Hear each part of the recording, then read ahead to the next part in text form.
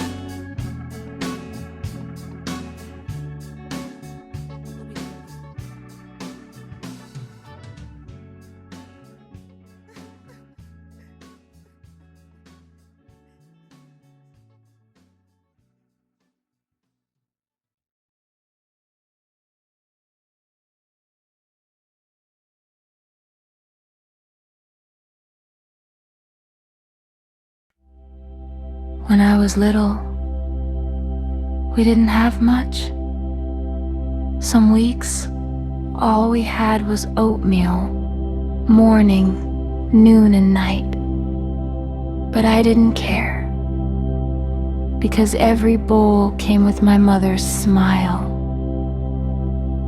I remember her standing in line at the food bank for hours, picking through bruised fruit and soft bananas, choosing the ones she knew I liked. That was her love language, quiet, patient, unseen. I remember goodwill. She never had money for toys, but she'd find the free box near the door. And somehow there was always something waiting for me. A doll missing an arm, a puzzle missing a piece. And she'd say, "Look, baby, it's still beautiful." And I believed her.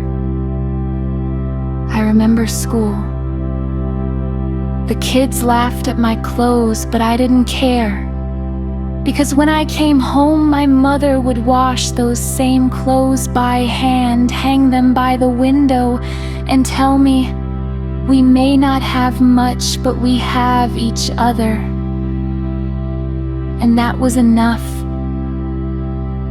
Now I'm grown, and I see what she carried. The exhaustion, the fear, the endless math of survival. But I also see the courage, the grace, the way she turns scarcity into sanctuary. She taught me that love isn't measured by what you can buy. So when people ask me what kind of childhood I had, I tell them, I had oatmeal and secondhand toys. I had laughter and long lines. I had a mother who made miracles out of nothing. And that's everything.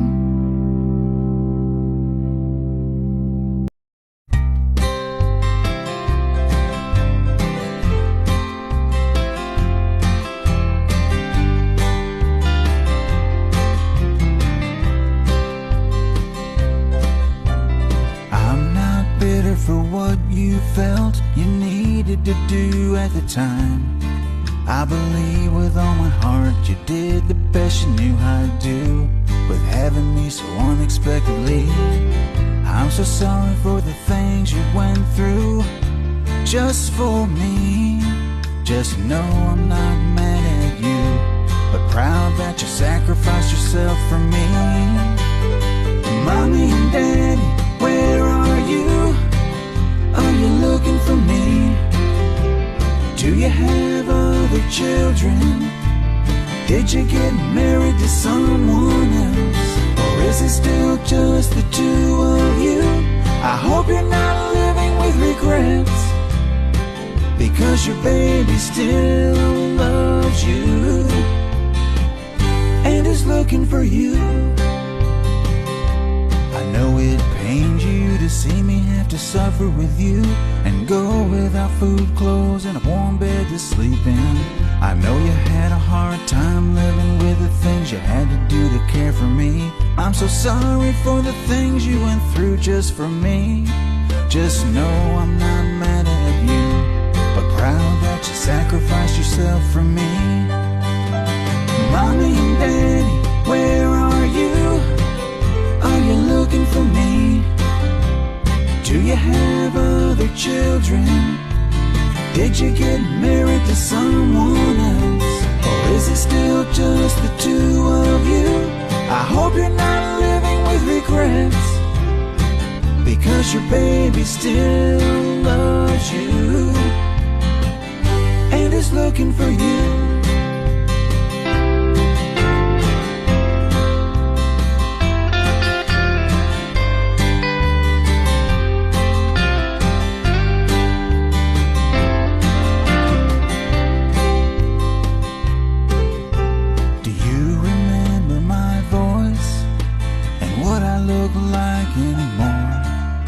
I still carry your picture and remember all the lullabies you used to sing to me. I remember the way you smelled, your beautiful smile, and the way you played with me. I hope you're not living with regrets. Mommy and Daddy, where are you?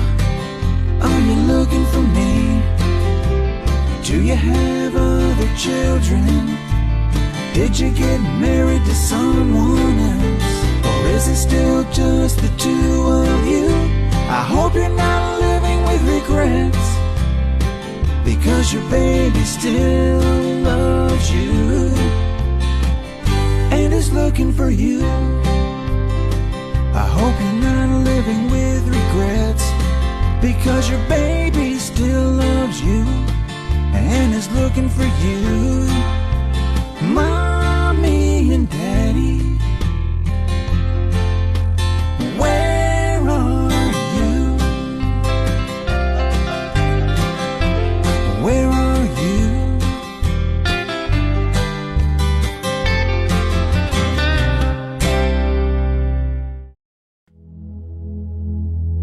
Hi, I'm the man behind the lyrics you just heard. About a man looking for his biological parents. And I want to tell you something that changed my life forever. A few months ago, I got a message on Facebook from a woman I didn't know. At least, I thought I didn't know her. She wrote my name, my full name, the one only my adoptive parents used. And she said, "I think I'm your biological mother." I didn't believe it at first. But then she sent me a picture of her holding me when I was a baby. And the moment I saw it, I knew. I knew it was her. I knew it was real. I knew the search was finally over. We started talking back and forth. And I dropped everything because I wanted to open that door. I wanted to know her. I wanted to understand the story behind the story. We met in person. And that day, that was the most wonderful day of my life. All the questions I carried since childhood, questions I didn't even know how to ask, were finally answered. I learned that she never stopped thinking about me. She never stopped loving me. She never stopped hoping I was okay.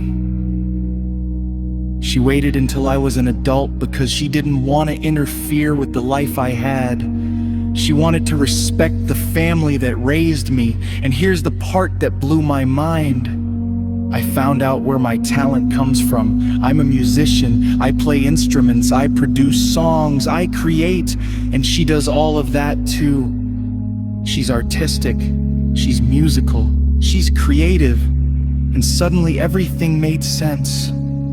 I finally understood myself. My adoptive parents never talked about her. It was a closed adoption. And I respect that. But now I know the truth. Now I know her heart. Now I know the sacrifice she made, and I'm proud of her. I'm proud to be her son. And I'm grateful for the life she gave me, even if she wasn't in it.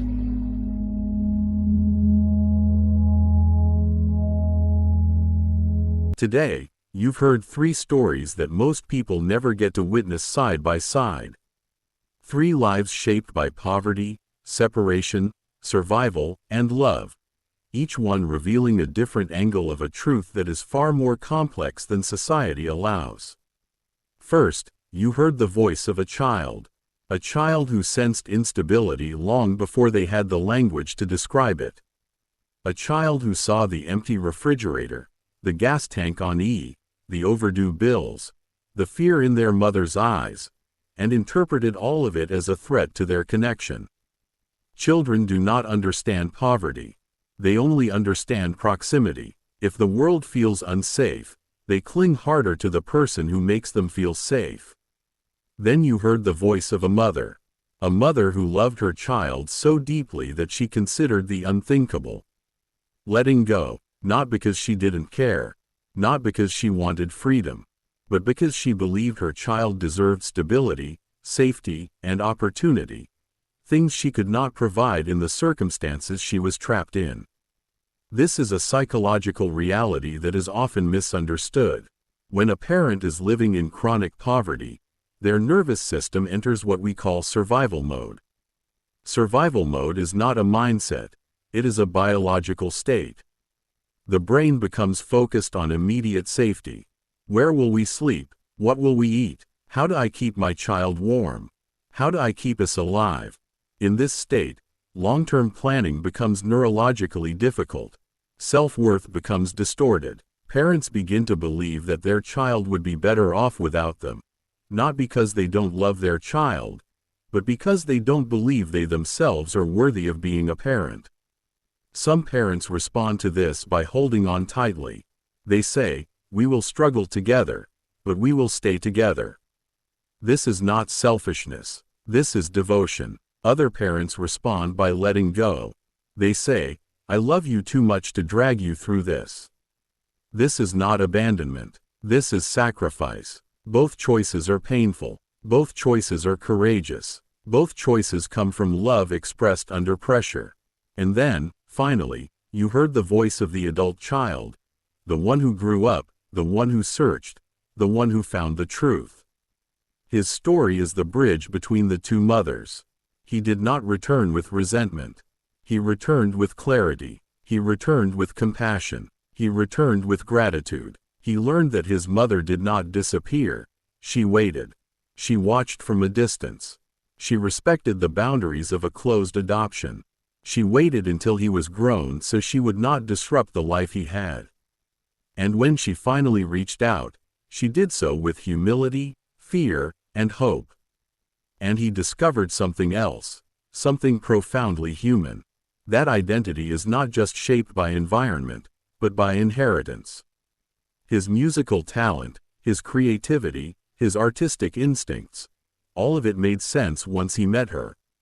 He saw himself reflected in her. He understood where he came from. He understood who he was. This is the part of adoption that is rarely discussed. Children who grow up separated from their biological parents often carry invisible questions.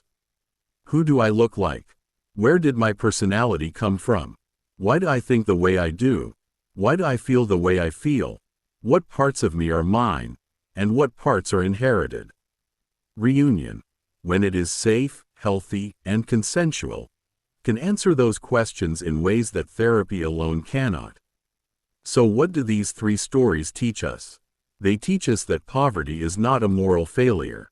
It is a circumstance that forces impossible decisions, a circumstance that shapes families in ways outsiders rarely understand.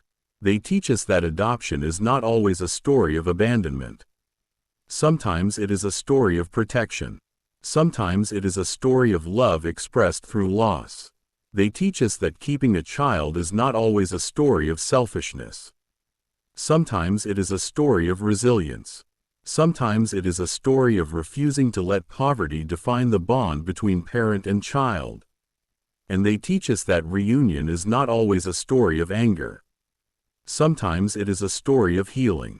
Sometimes it is a story of understanding. Sometimes it is a story of coming home to the truth.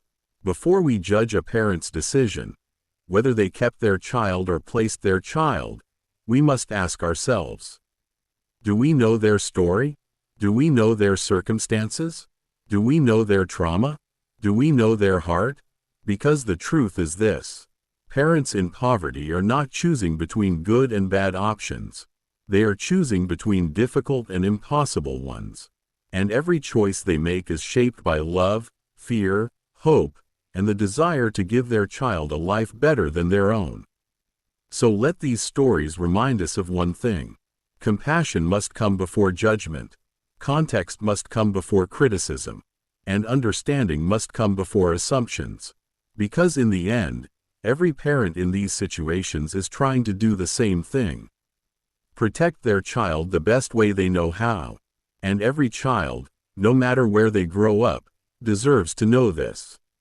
You were loved, you were wanted, and your story matters.